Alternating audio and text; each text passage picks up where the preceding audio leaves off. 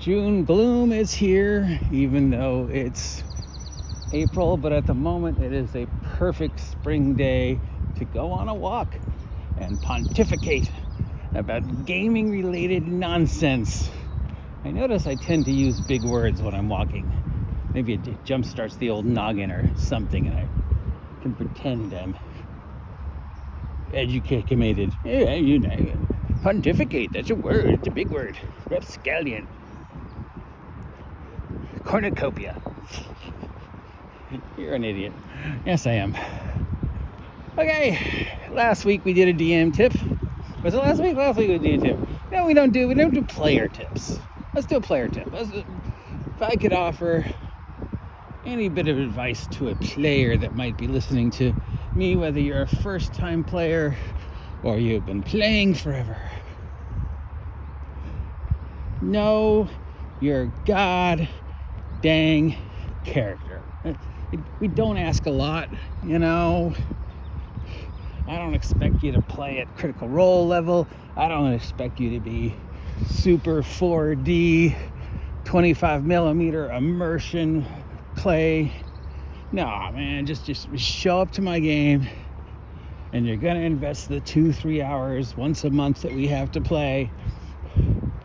Just know your character. If there's stuff that you need to do, don't do it at the game. You've got a week, bare minimum. For most of us, you got an entire month, maybe longer, in between sessions for you to go through and go, hey, did my level up count for anything? You've had a week. You've had a month. You could email me. You could text me. You could call me. You could send me a letter, whatever. DM me to discuss this behind the scenes, to discuss what spells you may or may not know, whether you do or do not have 20 arrows, if you did or did not level up, if you healed overnight or you didn't heal up.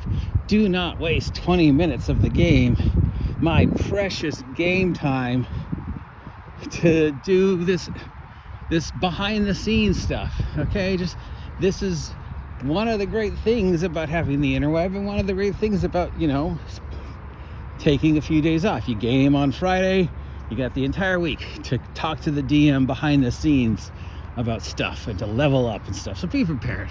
When you show up and he says, you know, when I say, okay, we're starting now, don't go, oh, I forgot I didn't buy arrows. Can we go back to town?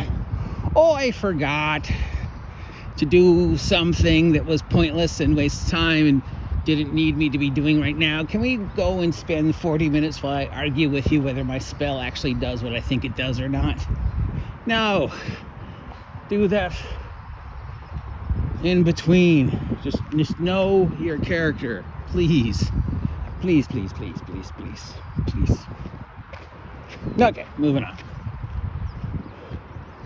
It's that time of year again. Time where a young man's fancy turns to the pursuit of dungeon design. And when a young DM's fancy turns to the pursuit of dungeon dive, as it does every spring, inevitably the word mega dungeon comes up. And on paper, the idea of the mega dungeon is very enticing. Oh, look at the dungeon on that mega dungeon. Oh. Your DM testosterone's like, yeah, we can do it. We can run it. Yeah, dude, let's do it. And you're like, I could do this. Yeah. No, they don't work. Okay? On paper, they work. In real life, they don't work. Especially on the kind of schedule most of us have to game on now. You know, that's a mega dungeon is years worth of pointless slog.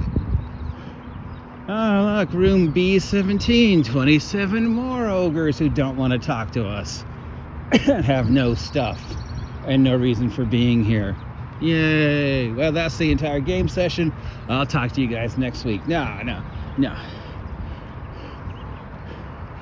I don't know if mega dungeons ever worked other than being a cool idea, But has anybody ever been through a successful beginning to end, explored every room, and had a good time mega dungeon? I know we've gone through parts of mega dungeons, we've gone in and out of mega dungeons.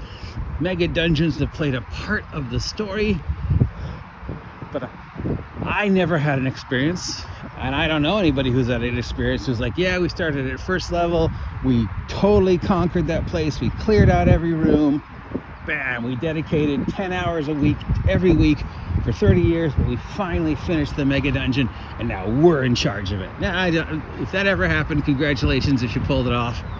I have nothing but respect for you, man. That's magic if you could have done that. I don't think it works. I don't think you can do it. Now, in my review of Greg Gillespie's Borrow Maze, I discussed what appears to be how Gillespie does mega dungeons. And if you look at some of his other mega dungeons, that idea seems to be continued. And that's sort of a advancement of the kind of the stuff that Janelle did with her mega dungeons, where there's not just one entrance. That's the first important thing. There's many different ways to go into the mega dungeon, and much like people on a block, some of those entrances don't even know about the other entrance, and there could be stuff going on at this entrance that has nothing to do with that stuff going on in that entrance, because they're so far apart that they have very little, it's like, I don't talk to that neighbor, that entrance doesn't really know what's going on with that other entrance over there, and Janelle explored that. And then Greg kind of also explores that in his modules, where he presents you with a surface area that the dungeon is associated with. There might be lots of smaller dungeons or things that may or may not relate to the mega dungeon in general scattered about this surface. And then there might be a larger dungeon structure, in the case of Borrow Maze, underneath to adjacent to part of that surface, but not everything on the surface connects to the dungeon, and there are sections of the dungeon that are technically part of the dungeon but are completely separate from other parts of the dungeon, and either other than magic you have no way to reach them, or that you just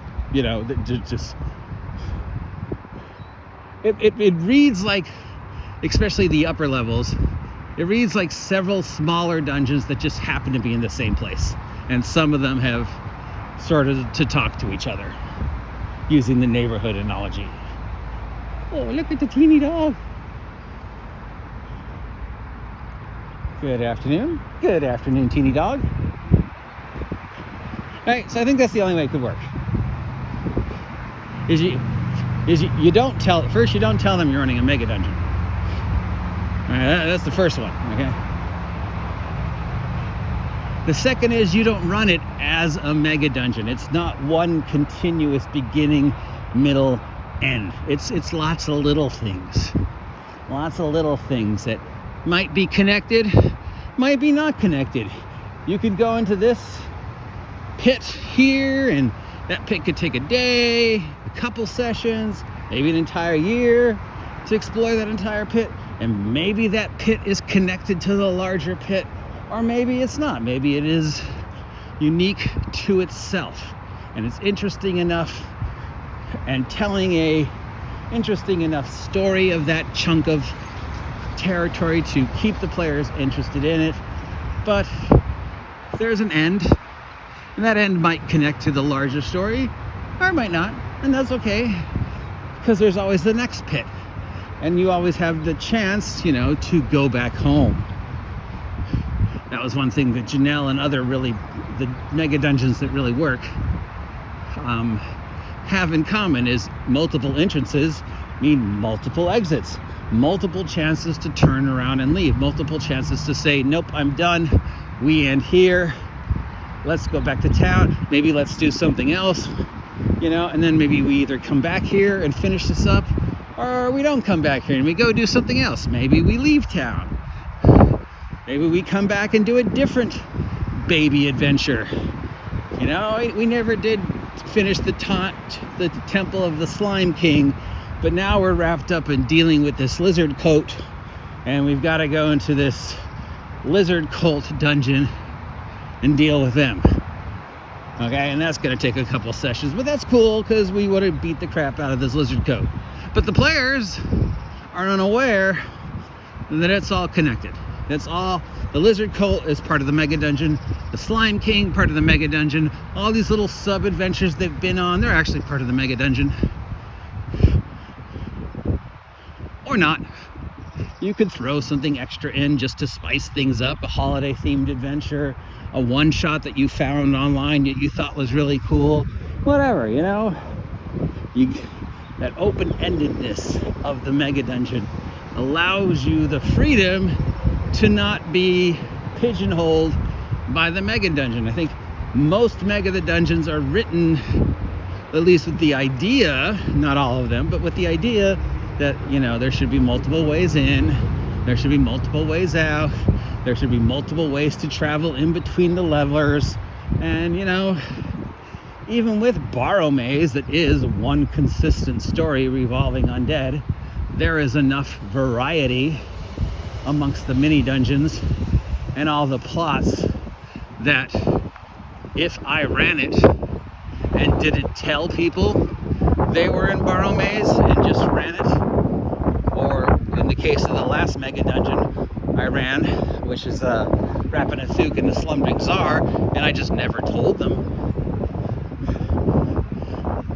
you know, or just, well, something comes up, go deal with it. Oh, the town needs you to do something goes deal with it. Oh, this comes up. You know, they never knew. They never knew it was the mega dungeon. I never told them. And it worked for the couple months that I ran that game.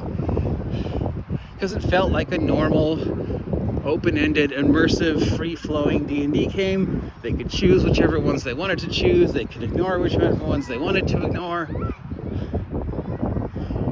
There was never that sense of them being pigeonholed into, you have to go to the mega dungeon. Mega dungeon, I think, works if you run it like that. If you run it like you have to do the beginning, you have to do the middle, you have to do the end, you have to slog through all 230 rooms and all 13 levels, and no, I don't think it works.